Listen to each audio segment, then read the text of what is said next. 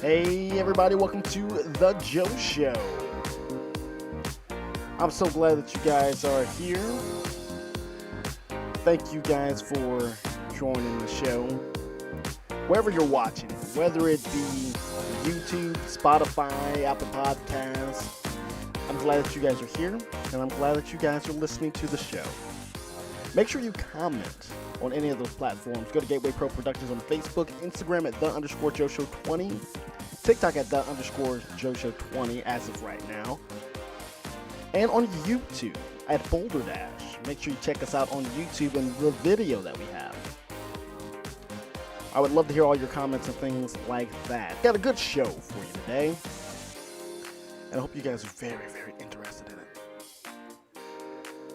This video stuff has been crazy. I tell you what, man, it has been super crazy.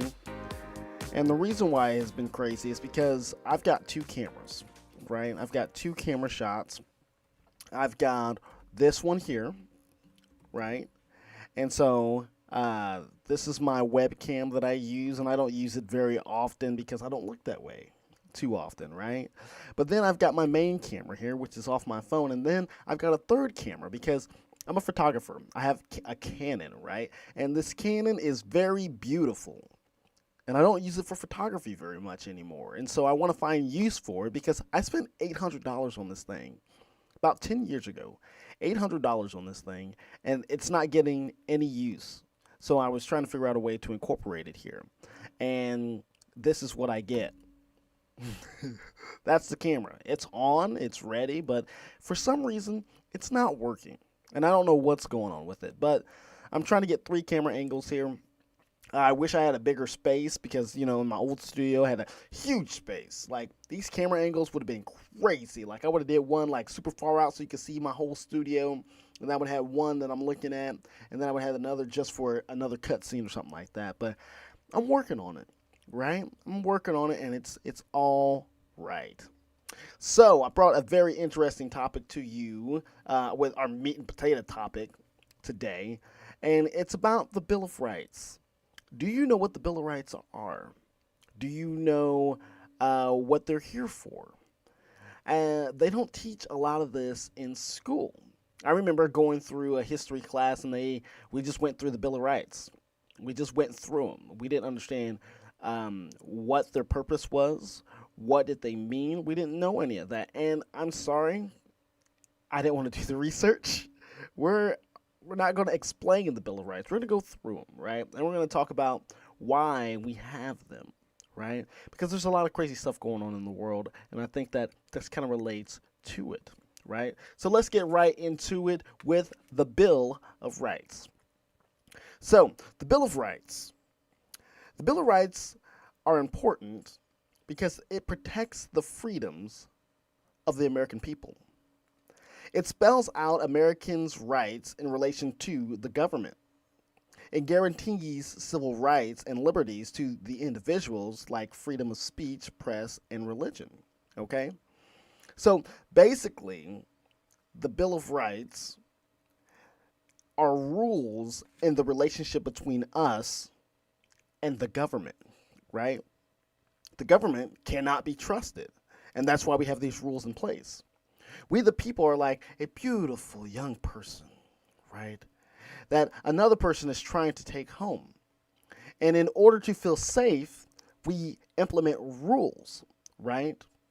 But the other person that's trying to take us home is trying to find a way around the rules. That's kind of the relationship that we have with the government. So what are the Bill of Rights, right? What are they? Do you know any of them? Well, luckily, I've got that here. Like I said, we're not going to go through them, okay? We're not going to go through them and explain them, but I just want to show you what they are. So we've got our first one. The first one is the freedom of religion, speech, press, assembly, and petition, okay? The Second Amendment is the right to bear arms. The third is the housing of soldiers, okay? The next one is search of seizure. The fifth is a grand jury double Double jeopardy, which I didn't write that in there. I forgot to write that in there. Double jeopardy, self-incrimination, and due process. The next one is a right to a speedy trial by witness counsel. The next one is jury trial in civil rights lawsuits. Excessive fines, cruel and unusual punishment, non-enumerated rights retained by the people, and the last one is the right to reserve or rights reserved to states or people. Those are our Bill of Rights, right? And those are just 10 amendments, right? Those are just the first 10 amendments. Those are our Bill of Rights, right? We're not even talking about the next 17, right? Because there's like 21, okay? Or 27, I'm sorry. Whew. There's like 27 of them, right? And we're not even talking about those. These are just the Bill of Rights that they were just like, yes, these are law, right? These are the things we cannot waver from, okay? And so my question's, if the government is for the people, why do we have to have these rules to protect us? I bring all this up because there are multiple cases around the United States of people being arrested for protesting the war against Israel, right? That's what's happening right now. There are kids being suspended from school because they're protesting the war on Israel. And I don't really understand that, because my whole thing is, if when I go to college, I put in bids. Like, I want to go here, I want to go here, I want to go here. And then based off of my academics, you accept me into your college, right? Then I pay the college so that you can educate me so that I can get a degree. Now I'm paying you. And now you're telling me I'm suspended? And I understand kind of why they're suspending people, because it's like last week we were talking about anti-Semitism. They're basically saying these people are anti-Semitic, that they hate Jews, that they want to cause harm to Jews, when they're literally not doing that. They are just saying, we don't like what's going on in Israel.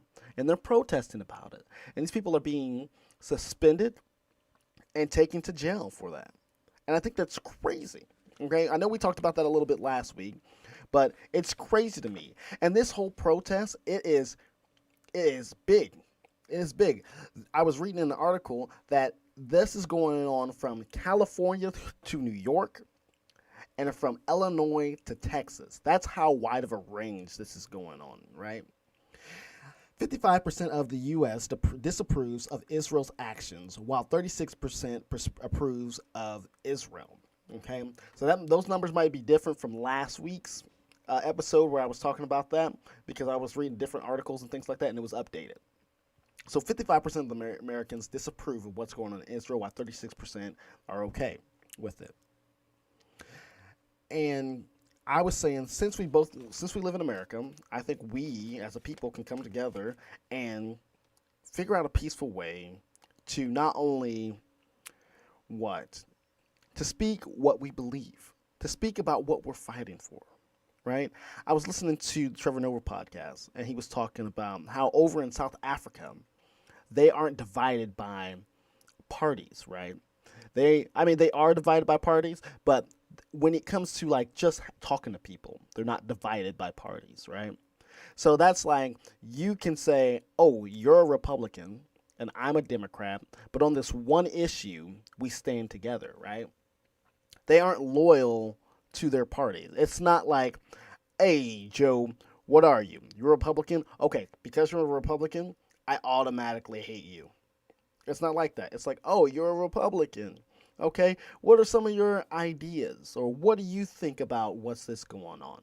Oh, I don't like this and this and this and this. You know what? I'm a Democrat, but I'm right there with you. I don't believe that either. So people come together on issues rather than their parties, right? That's how it is. And I was like, man, that's just crazy. I wish the United States could be like that, where you have two people, they sit down, they come together, they're talking about a certain issue, and even though they are separate in party, together they agree on this issue. I think that makes a lot more sense. It's kind of like baseball, right? Me, I am a Cardinals fan. That's my team. I love the Cardinals. I would watch the Cardinals over anyone else, right? But I love the sport, right? I love the sport as a whole. So if you call me up and you say, "Hey Joe, man, I got these tickets to a baseball game. I don't care who's playing. I'm going to be in that atmosphere, to get my hot dog, to get my beer, to watch the plays, to be around the fans, right? That's my love, right? I love that sport. Okay? I don't care about the team. I want to know like the rules that involve the sport. That's what I'm worried about. Those are my issues. I want to know, oh, about the play. Oh, I disagree with this play, or I disagree with this. I'm disagreeing with the issues that are in baseball. And people, no matter what fan you are, we come together and we say, no, I don't like this. It's kind of like the timer on the pitchers nowadays, right? They implemented a new rule where the pitcher can't spend all day deciding what pitch he wants to throw to the batter. He has to make a decision and then do it in a timely manner so we can keep the game going so the game doesn't run too long, right? Now, when it came to this, it didn't matter what team you were on, right? What mattered was this rule that was being implemented. And people didn't say, "Hey, Joe, what team are you on?" "Oh, you're a Cardinals team? Well, fuck you, buddy. I don't want to hear your opinion." No, they said, "Hey, man, what do you think about this new rule they put in baseball?" And then we sat there and talked about the rule. Then we started talking about our team. Like, it's just, I wish we could be like that when it comes to our politics, right? I wish we could be like that. I wish that we could literally, a lot of people say that I don't care what party you're on. I will still like you as a person. Well, I'm not seeing that. I'm not seeing that, right? I have a lot of people who I interact with, and they are those people who will talk to you about an issue and they will not bring their party into it, right? They'll mention their party, right? But it's not the main thing that's it's not overtaking them, right? I don't know. I just wish more people could be like that, where we can just have a discussion about something without getting our emotions into it. You know, when I was talking to Hootie about the Armors blog, we got into some issues, and one of the big things he was like, "Why can't people just come together on these certain topics?" And I was like, "It's their emotions, man. Our emotions get into it, into these certain issues. Like, we need to look at the fact of the matter. We need to really just boil things down and look at the basics of it. Go back to the basics and look at it. What is wrong with this particular issue? With guns, what is wrong? With abortion, what is wrong? With the war in Palestine, what is wrong? What is going on? What is the bare minimum of this particular issue is what we need to do. And then after we figure out what the main issue is, then we work up. See, I think too many people are starting at the top, right? They're saying, oh, this is happening. This is what's wrong with XYZ. But you're not looking at the root of the problem, which I think we need to look at the root of the problem when it comes to these issues. Okay? That's what I think. But what do I know? I'm just a guy who's just a podcaster. But that's just what I think. I think that we need to go back to the basics, look at our Bill of Rights, understand our Bill of Rights, understand our amendments, because we will understand that a lot of stuff that's happening nowadays is crazy.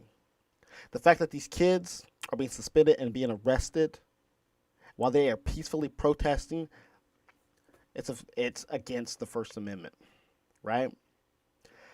The fact that there were, in Texas, they are trying to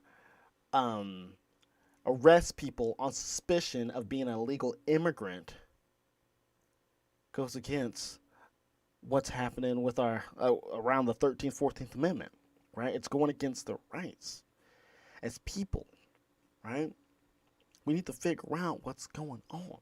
We need to go back to the basics and look at what this country was built on and bring it back to today, because I think that's what they're rooting on. They're rooting on that my generation and the newer generations, we're not reading this stuff, right? We're not going back and looking at this stuff, and they're betting on that. And so then they feel like they can just do whatever the hell they want to, right? When it's completely the opposite, right? There was so much more information. Like me looking all this stuff up, I literally went to the internet, boom, it's right there. I did my research, looking at all these, like, what does this really mean, right? What does this mean to bear arms, To bear arms, what does that mean? It doesn't mean what you think it means. It just doesn't mean that every single American in the goddamn world, or every single American in the goddamn United States should just have a gun and should just have it all willy-nilly. No. It's about talking about the Bill of Rights, or the Second Amendment. It's talking about when you are legally able to have arms, just in case the government comes after you or they do something you don't want, right? Okay, hold on now, because you might have some Trump supporters, and they're just like, yes, yes, sir. And when Trump don't get elected president, if he don't get elected president, I'm going to initiate my Second Amendment rights. No, that's not what it's for. But if the government was to overtake the American people, that's what that's for. We are legally able to have guns. But, I mean, it really don't matter, because the government's the government. They're going to have better guns than we will, right? I don't know. I just think we need to go back. We need to really look at what's going on in our world, look at history, and go back and look at the Bill of Rights, all our amendments, and see how a lot of people are treating us nowadays. It don't coincide with this, right? But tell me what you think about this. I got something else coming for you. Stay right there. We'll be right back after this.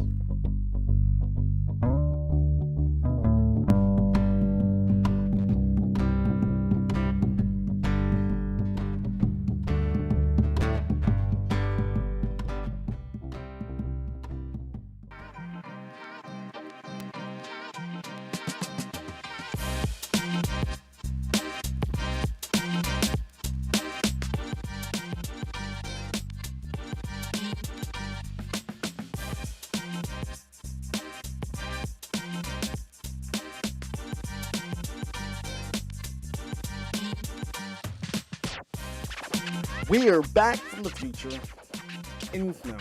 We're back from the past into the future. Gotta make sure I get that right. But, guys, I told you I started a new job at a hotel, and so I'm really getting my feet settled into this place. Really like it. Really, really do. The people there are really, really nice, and I love the customers or the guests and things like that. They're really, really nice. I think it's weird because this is the first job that I've had in a long time where it's all about the customer, right? I haven't had a job like that since I worked at the YMCA, right? At the YMCA, it was kind of like the hotel. We were helping people out. We were showing them tours. We were trying to help them out, have a better experience at the YMCA, right? And that's what we're doing here at this hotel, right? We're trying to give them the best experience possible staying at this hotel. And it's all customer service based. And I like that. I like helping out the customer. I like giving them the best experience that they can have here at that hotel so that they can come back later, right? And I'm just loving the relationship. I didn't know at a hotel you would get regulars, right? And I've been getting regulars, and I've been seeing their names, and I talk to them and stuff like that. It's just a really good environment. I like my bosses. I like the people that I work with. It's just a really great environment, right? And I made a couple of friends there. One of the people that I met was Matt, right? He is the main boss for like the restaurant and everything, right? We got a restaurant inside this place, right? Breakfast is mwah, it's delicious. I need to go in there for dinner. I keep saying that, but I need to actually do it one of these days. But him and I, we talk all the time, and he invited me one day to go to go out to get drinks and stuff like that. And I said, like, you know what, man, I got time, so yeah, I'll go out. So we go to this bar called the Copper Bar, right? Real nice bar. I get a drink, I got my little vape pen, we smoking outside, we are just drinking and having a nice time. And I thought it was just a hangout, right? Thought it was just a hangout. So then, as we're sitting there outside, we're drinking and we're vaping, he looks down at his watch. And he's like, all right, gentlemen, it's about to begin. And I'm like, what's what's about to begin? What's going on? Because nobody told me. Okay, nobody told me anything. Okay, so he's like, all right, gentlemen, it's about to begin.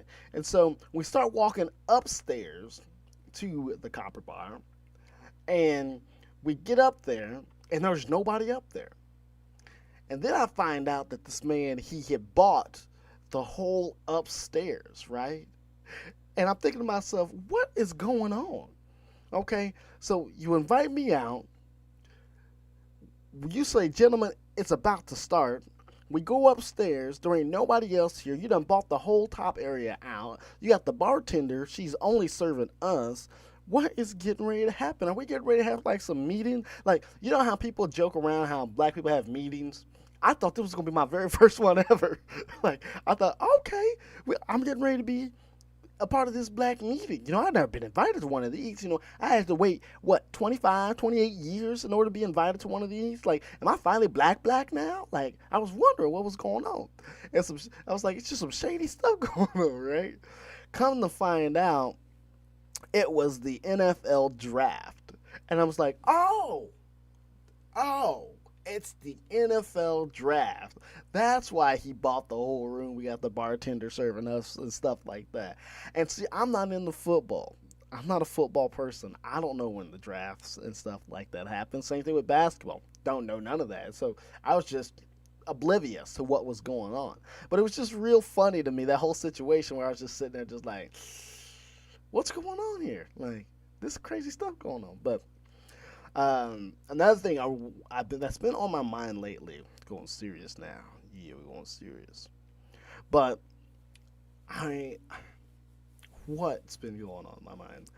We as people need to make sure that we hold on to our roots, okay? And we need to make sure that we get rid of our branches. You know what I'm saying? So picture yourself as a tree, right? You're a tree and you start out small, right? And people interact with you and they like you and they see the potential in you and they think that they can get something from you, right? So then they grow with you, right? They grow with you, they might bear fruit, they might make you look better, you know, they might really connect with you and things like that, and they act like they're going to be there with you forever, right? And those people, they're not your roots, they're your branches. And the reason why I say that is because when a storm comes and the wind starts to blow, what happens to a lot of branches? They fall off. And then we as people, we take those branches and we take them away. So those branches aren't with you anymore, right? And it's the same thing with a lot of branches. They'll produce fruit.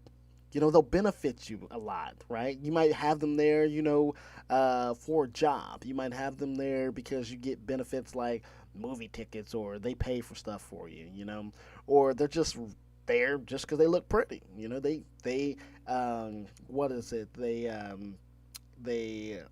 I forget the word for it, but they compliment you, right? They compliment your style and things like that. But when the hard times come, they always leave and they're always not there. But it's different with the roots, right? The people who are the roots in your life, they're there for everything. They're there for the good and they're there for the bad. When a storm comes, they're the one holding you and making sure you don't fall.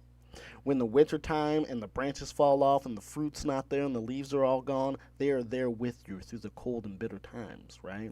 And we as people need to make sure that we hold on to our roots and make sure that we don't have branches around us all the time. Because branches, they look pretty, right?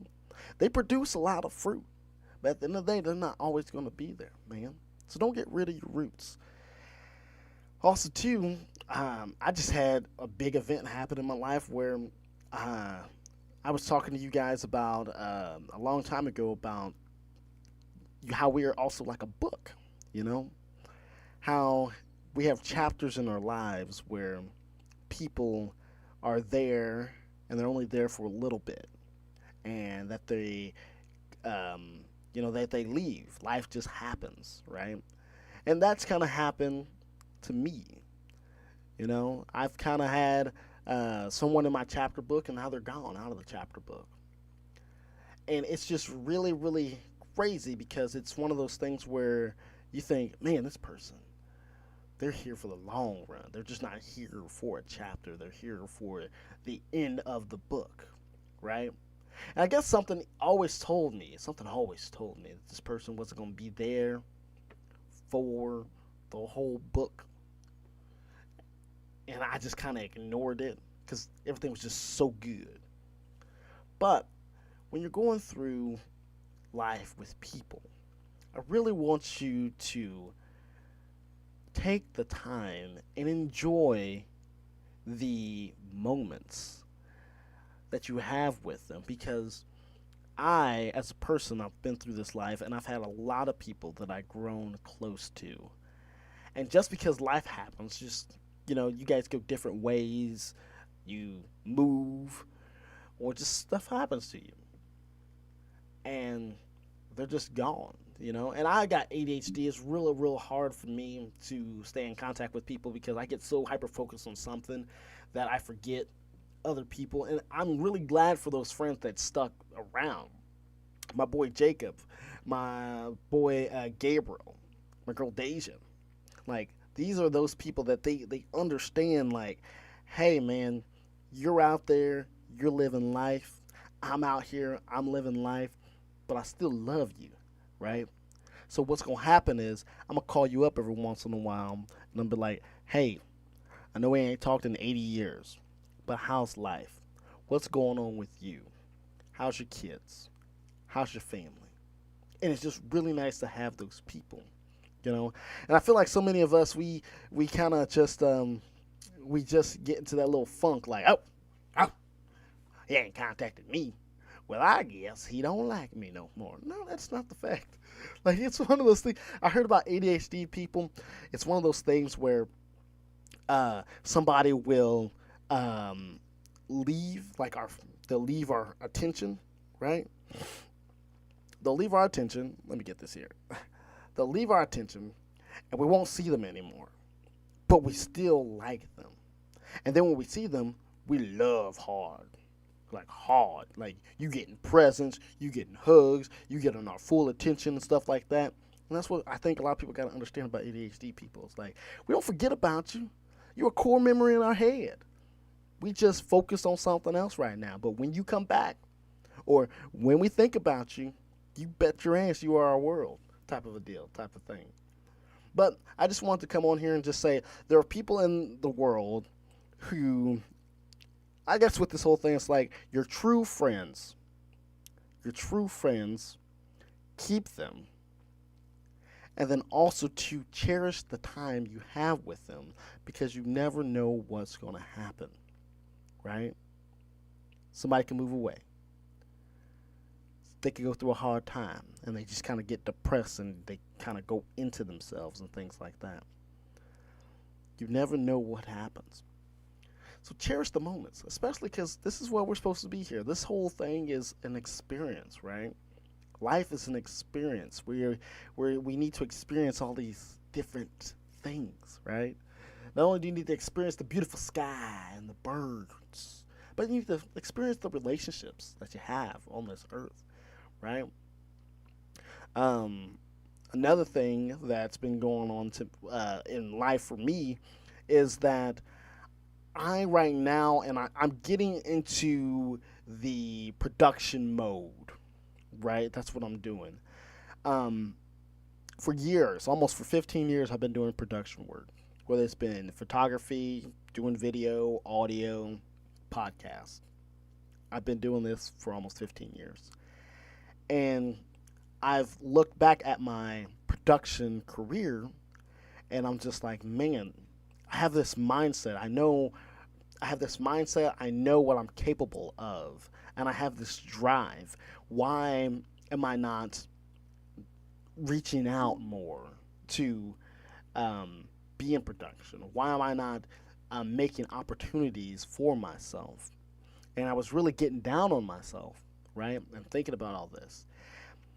But then I started thinking maybe I wasn't ready for that particular type of stuff, right? Maybe I wasn't ready. Maybe it wasn't my time for that certain area of my life. See, right now, I'm really wanting to surround myself with people that are in production, whether it's photography, whether it's video, whether it's lighting or whatever, right? That's what I'm doing. And right now, for the first time ever, I'm getting a job where I will be a photographer or editor for someone else. I'm a photographer. I got my own business. I'm a photographer, but this is for working for somebody else. Like people, I don't understand why people don't do this. Like people look at me and they say, "Oh, you're 28. Oh, you've been doing photography for this many years." We've been doing Gateway Pro for almost no. It'll be 10 years this year that Gateway Pro has been established, and people look at that and they're just like, you know, everybody does photography, or they say everybody has an iPhone, so everybody can do it. So we really don't look at that. So this is me working for this news station where I'll be an editor and photographer. It's really, it's like a certificate or a badge that people are going to look at and they're going to take seriously. So I'm moving into that. And so as I'm moving into that, I'm also like, hey, there's a bunch of photography places around here. How about if I can go in there and do some of that, work with them on the side and maybe get some mentorship? And so I go to this guy. He owns a photography shop here locally, and we start talking. And he's talking about I can go into his shop and shoot and work on lighting and stuff like that. And he's like, anything way I can help you, I'll be more than happy to. But then he started hearing about how I was into video and how I've done projects and videos and things like that. And he was like, go to this media company, right? And he told me where it was. And I went to this media company, and it's literally right around the corner from where I used to live. And I said, I've been in Terre Haute for almost 4 years. How did I know that there was a media place right around the corner from me? And there again, that's what I was talking about. My mindset wasn't what it is, right? Back then, my mindset was just to make money so that we can be good here in Terre Haute, that we can establish a life here in Terre Haute, right? And that's always kind of been my mindset, is to just make that money, right? And I think that's what kind of effed me up, because ever since I left home at 18, my main goal has been make money so you can survive. And there was also this thing in my head that my mom told me one time, was that you have your career and then you have your hobby, right? And a lot of people can't make their hobby their career, so you need to go find your career and keep your hobby.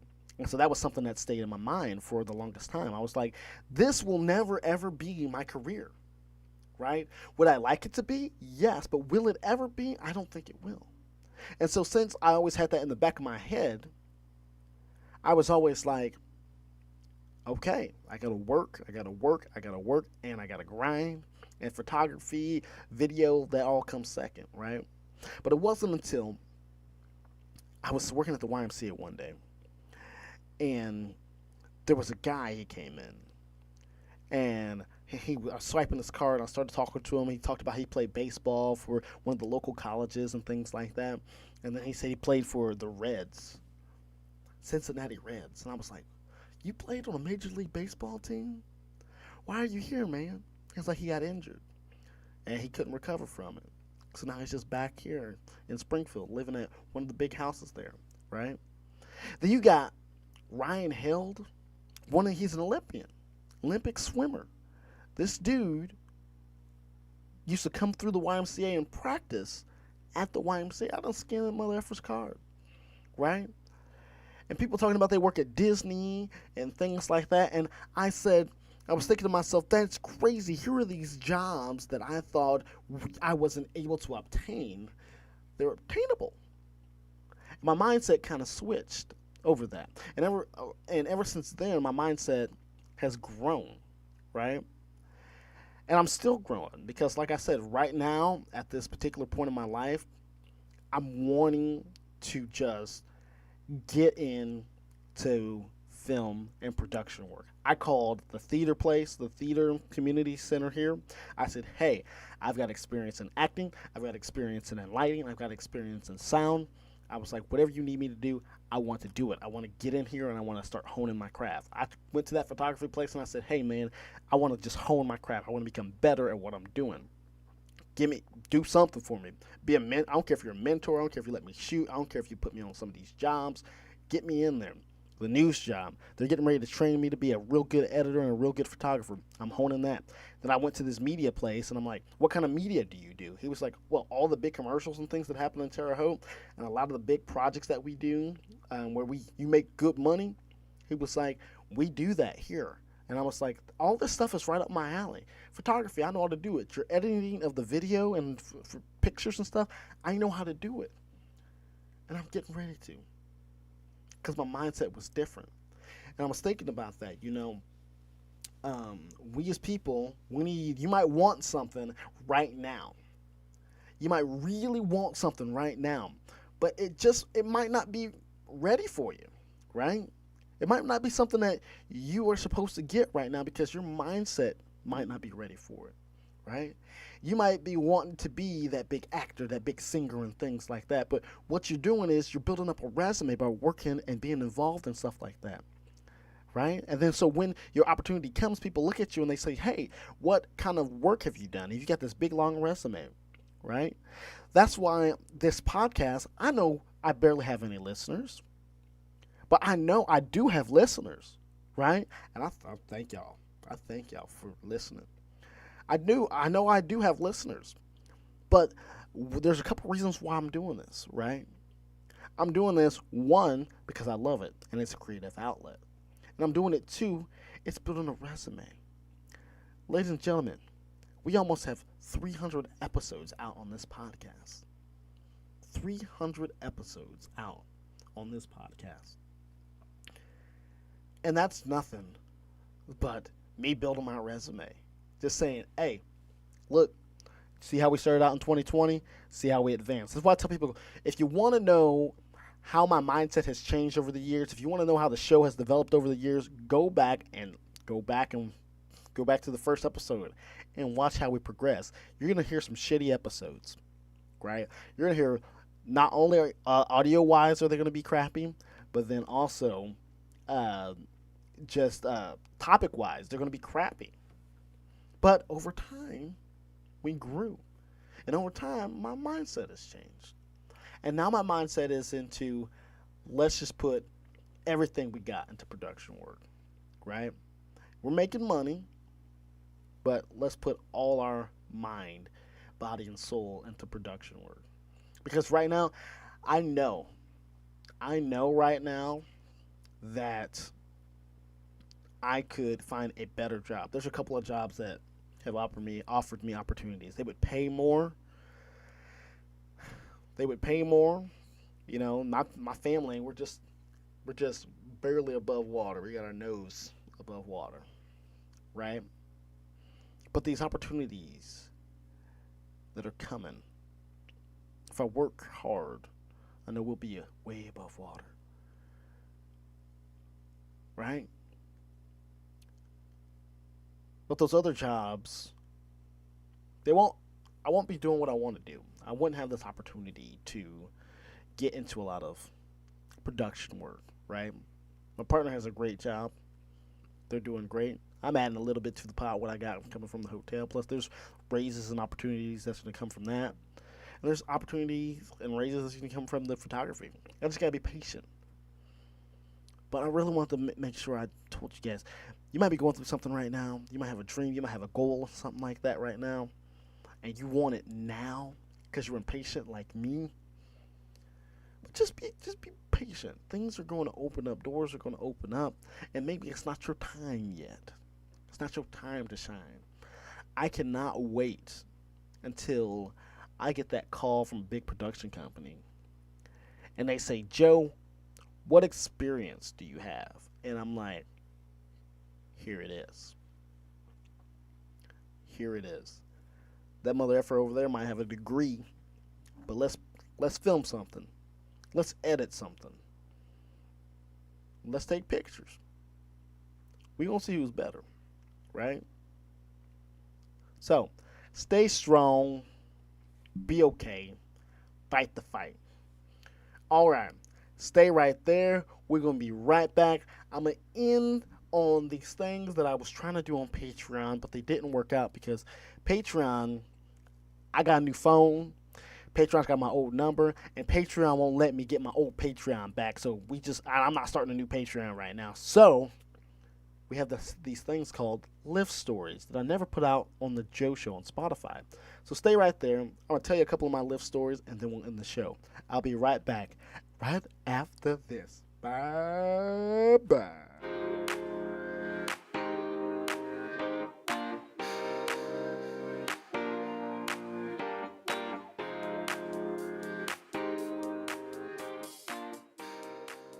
And you don't know anything about gonorrhea or syphilis or HIV or anything like that, and you're just going about your day. So since there's no treatments, or there weren't a lot of treatments for it back then, and we didn't know anything about it, you was just passing this disease off like it was a freaking blunt, right? You was doing a little pump pass, what you was doing. Like, I don't get it.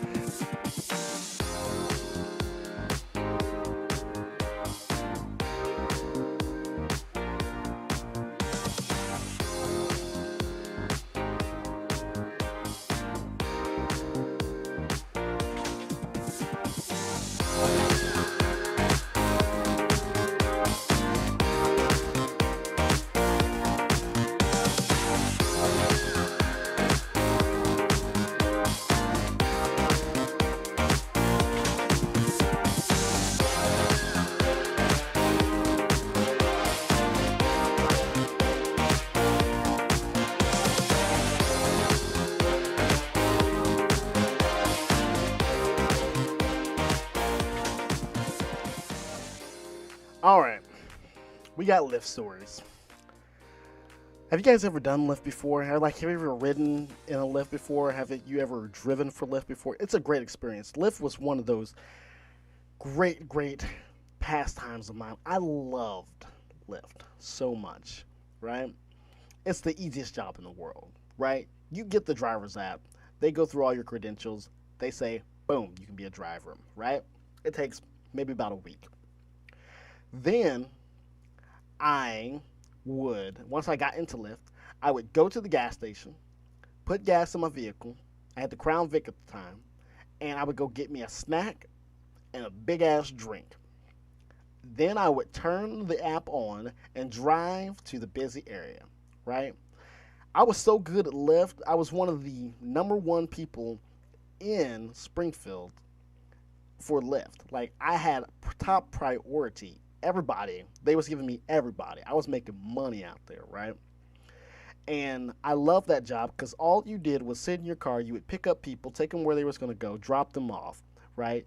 And you would have conversations with a bunch of people. I met so many people in Lyft, and I loved it so much. And you're going to hear about some of these people in these stories that I have. So I got my little black book right here because, like I said, I did this for Patreon, and so I wrote all these down to tell you about all my stories, right? I got 2 pages worth of stories, and then I kind of go into my garbage man life and stuff like that. So yes, this will kind of give you and make you more in touch with me, get to know me as a person for all of y'all new listeners, and it will tell you stuff about Lyft. So this one I entitled the Meth Headquarters, right?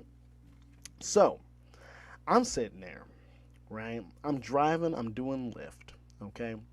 And I get dinged, boom, boom. And it's for this bar out in the boonies. I forget the name of the bar, but it's out in the boonies. It was in this town called I can't remember the town. Spalding, Illinois is where it's at. And I was on what the east side of Springfield. I was driving to Spalding, this little bar out in the boonies, and I pick up this dude, right? And this dude and this lady are closing down the bar. I think they worked there or something like that. Because I used to run from about 9 o'clock at night to about 4 in the morning. Okay, so they were closing down this bar, and I was picking up this guy and this girl. The guy was the one who got the lift, and so I took him home, right, which was a little far away. But then he asked me to take this young lady to her house, right? And I said, yeah, I would do that because I had been doing Lyft for a little bit, and I started getting cash rides, which y'all will hear more about that later. But he was like, I'll throw you a couple extra bucks if you take her to her house. And I said, okay. So I'm taking her to her house, and she's like, I want to go home. I was like, where do you want to go? Take me over to my buddy's house. So I take her to her buddy's house. I put in the GPS where her buddy's at, and this guy's clock's running. So it's charging him for my distance or however I go. So I'm taking her to her buddy's house. And she says, here's the driveway. I pull into the driveway. And she says, pull back to the garage. So I pull back to the garage. This guy opens up the garage, right? And I'm looking in there. And they've got all these goddamn beakers and all that scientific stuff, right? But it don't look like a science lab, okay? Don't look like a science lab at all. And so she says, thank you. The guy, as she's getting out, there's a guy who opened up the garage. He comes up to me. He's like, hey, buddy, you want to party? And I was like, nah, man, I don't want to party. I got to go out here and make money. He was just like, come on, buddy, you want to party? And he was like, you want to party with me and her? We said it could be a good time. And it's just like, nah, man, it's all good, whatever. He says, okay. So then he walks away. And she got out the car. She closes the door. She comes to my passenger side window, tells me to roll it down. And I roll it down, and she looks at me. She said, you're not going to tell nobody. And I said, tell nobody about what? She said, you're not going to tell nobody that this is a meth lab. And I was just like, what? What? Yeah, this is a meth lab, and I just was making sure you wasn't going to tell the cops or anything. And I was just like, that's not my business. That's not my business. I don't want to be involved. I just am here to make money, right? That's what I'm here to do. And she was like, oh, okay. And she goes back into her place. And I'm driving away, and I'm thinking to myself, listen, you're a fucking idiot. Yeah, did I see the beakers and stuff like that? But I didn't think anything about that. I don't know nothing about meth.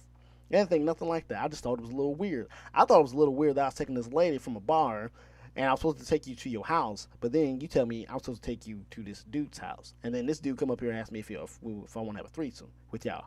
Like, that's what I thought was weird. But now you over here outing yourself. Like, what if I was an undercover cop? Now you saying all this stuff. Like, you just kind of incriminated yourself. There was this one lady. She was a prostitute, right? And everybody be like, ooh, Joe, you did prostitutes. Let me tell you something. The prostitutes and we had a very good relationship. Not in that way. But we had a bunch of prostitutes because I had one. She became a regular, right? And then I was good at taking her, to her places and taking her back. And also, too, I would stay, sometimes. Like, she'd be like, hey, stay here for 5 minutes. I'm going to be right back. I'm just going to go in, do my thing, and I'm going to be right back. And I would stay. And so I grew a good rapport with her. And so she started telling her friends about me, right? And so she kept giving my numbers out. And she would just be like, hey, Shaniqua gave me your number, and I just need a lift, okay? When do you need your lift? I need this lift at 1 o'clock, okay? I'm going to be out at 1 o'clock, so I'll come pick you up. I'll stop the app, and I'll come pick you up. So I got that call. Went over to this hotel that they call the Red Roof Inn over there in Springfield. Went over there, picked her up, and I drove her over to this place over in the reserves, right? And at the time, I didn't know. Okay, I'm gonna get my stories mixed up. Okay, everything I just said about the whole calling thing, that is out. Not right. That's a different story. This one was one that I picked up, but I didn't know she was a prostitute. I picked her up over in this little village they call Grandview, right? Yes. Picked her up, and it's like 1 o'clock. And I'm like, where is this lady going at 1 o'clock? And I see the way she dressed, okay? She's not going nowhere, not going nowhere fancy, right? She's not going, she look like a prostitute, right? And so I'm driving her from Grandview all the way to this place in the reserves, right? And the reserves is this very nice, rich neighborhood. This is like where all the heart surgeons work. This is where all the famous people in Springfield, that's where they live, right? So I'm driving her. It's 1 o'clock in the morning, and I'm like, why the hell am I driving this lady not dressed the most wholesomely to the reserves, right? Come to find out, she was a prostitute, right? And she was going in to do stuff with this old man, right? Old man comes out. He says, "Thank you for your time." He pays me an extra $15, right? She comes out after he gives me the $15 and says, "Here's my number. I'm gonna start calling you for rides and stuff like that." And that's what happened. Like, I just crazy stories happen with Lyft. I love Lyft because it was also one of those two things too where people didn't have like the credit card and stuff like that. And so they didn't want to wait on somebody, right? And they didn't want to call a cab. So they would jot down my number, right? And I went through my phone and I started putting Jody. And then I put Lyft under her name. And then I would have a specific ringtone for these people so that when I heard it, it was like that motorcycle, like vroom, vroom. And so I would have that and I would know that that's somebody calling me for a Lyft, right? And it got so, like, what? I was so successful, not only in Lyft as a top tier person, I was also successful in my cash rides. My cash rides were just these people that would just call me up out of the blue and tell me they would need rides. I would have regulars with that. It was just great. I was making money, right? I think the most money I've ever made in a weekend, because I would only do Friday, Saturday, Sunday night, was $500. And I made that because Snoop Dogg was in town, right? Snoop Dogg was at the state fairgrounds, and I lived right by the state fair, right? So I would sit in my car, and I was just waiting for these people. Since I'm top tier, it was dinging me. Bing, bing, bing, bing, bing. And so I was just running people from the fair to their house, to the fair to their house, to the fair to their house, right? And I was just making so much money. Musicians, I was running. But one of the people that really got me was one of these guys. Him and his girlfriend were at the fair. They were worried about the high prices of Lyft because there weren't that many drivers out, and there were a lot of people who wanted a Lyft. So they were worried about paying that high fee or whatever, right? So they waited. The fair closes at midnight. These people waited until 2:30 in the morning. I get a ding. I'm all the way out on the west side of town, southwest side of town. I get dinged. The fair is on the northeast side of town. So I'm driving. That's a 20-minute drive just from where I was, right? So then I drive all the way there. The app is telling me it is at 230%, right? That's the rate. And so one thing people don't know either that is if you do highway driving versus just in town driving, the rate, I don't know why Lyft does this, but I would get more money when I do highway driving, right? And so I was like, I picked these people up and I said, "Hey, you guys got dinged?" They said, "Yeah." And I said, "Okay, where am I taking you?" I'm taking them all the way back south, right? And I said, "Okay, I'm taking you south." I said, "The best way to get there without y'all spending any extra money is going to be through town." And it was like, "Man, I'm just so tired. My girlfriend's tired. We're hungry, man. We're just trying to get home. And we want to get home the fastest way possible." I said, "Are you sure?" And they said, "Yeah." So Springfield's got highway all the way around it, right? So I get on the highway or the interstate, Go from the northeast side to the south, drop them off. These people paid me, what was it? It was like $37 for a ride. And I was just like, man, dude, this ride would have cost you maybe $10. But since you got the 230% on there, you made me take the highway, the interstate, instead of going through town. I was like, man, you just paid $35 for this, man. Like, Jesus Christ, dude. It's ridiculous. But that's just some of my Lyft stories. I got a ton of them, man. I even named him. I got Wes the driver, right? Wes was a really good dude who I love. The racist friend, the guy in love with trans people, the cold shoulder, first bar fight that I ever saw, the pilot, the field tester. There's this one, and I named it the Thirsty Threesome, and that's not the one with the meth head. The lonely black guy, which that one, oh yeah, I remember that one. And see, all I have is the titles here. I don't have like the descriptions for them. So what I did was I wrote like the diabetic foot, and then I wrote Granville, Illinois. That's all I wrote. Or the pilot number 2.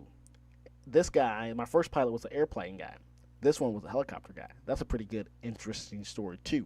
But you tell me what if you like these Lyft stories. If you want to hear more of my Lyft stories, make sure you write in the comments and tell me. I want one comment. I want one comment saying I want to hear Lyft stories. Whether that be on Spotify, Apple Podcasts, Google Play, YouTube. One comment. If I get one comment say, I want to hear more Lyft stories, I will do more Lyft stories. If I don't get no comments, I'm not doing it. I'm not doing it. Hell, you know what? For you people who only listen to like part of my show, I'll even make a clip of this, right? I'll make a clip and I will put the last bit I just said in there. And if somebody will write Lyft stories, or I want to hear your Lyft stories, I will do some more. But as of right now, guys, I'm headed out. I want to thank you so much for listening to the Joe Show. I was talking to my partner about YouTube. YouTube is something brand new we're doing. Actually, our YouTube page has been up for ever since the Joe Show started in 2020, but we haven't consistently been putting out product, right? And so I was just looking at our YouTube numbers, and they're not high, but we have people listening, right? And if you are one of those people listening to the YouTube, I thank you, right? Because I don't think people understand how hard it is to get something going, especially when it's brand new, to get something going and to just get people to listen without any advertising. I haven't advertised YouTube at all, but I have people listening to our YouTube, and they're listening to big chunks of it. So I thank you guys so much, and I tell you guys, if you like this show, go out and spread the word. Tell people about the Joe Show. We're on Instagram, TikTok, Apple Podcasts, Google Podcasts, Amazon Music. We're at all the popular sites. That's where we're at. Go tell them about it. Make sure you comment too at Gateway Pro Productions, Instagram at _Joe Show 20, TikTok at _Joe Show 20, and Baller Dash on YouTube.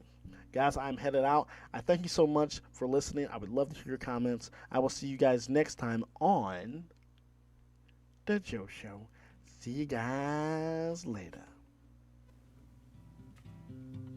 Wrong one. God dang, wrong one. Keep hitting the goddamn wrong button. Why you always hit the wrong button? Stop. Turn off. Okay. Fade out. Bye-bye, everybody.